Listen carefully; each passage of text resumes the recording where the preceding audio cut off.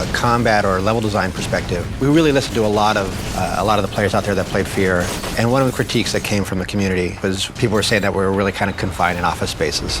We thought there were some really great gameplay aspects about really close, in-your-face, tight combat, but we also wanted to augment that with changing the volume of the space.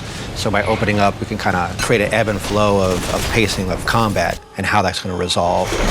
We went to places like a nuclear facility, we went to a school, we went to a hospital. We would go with artists, we would go with sound, we would also go with level designers. So now when they're actually building the environment that they're going to have combat in, they can actually build spaces that feel viable, that feel realistic to the player.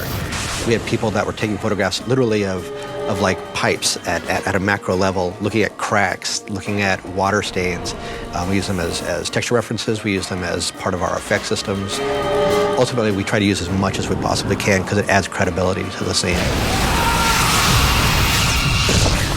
I think the key thing to keeping the player on the edge of their seat is to surprise them and not let them get too comfortable. You can sort of let them think that they're getting into a pattern, but then you have to vary it.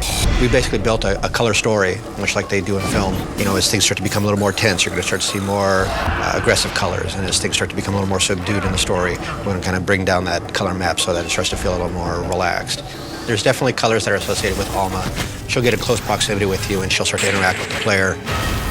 You'll start to see glimpses of parts of how she perceives the world, and all that has a very specific crafted color hue to it. So as we keep coming back to it time and time again, we're reinforcing that, and then we pay it off great at the end of the game, helping explain it and kind of pull it all together.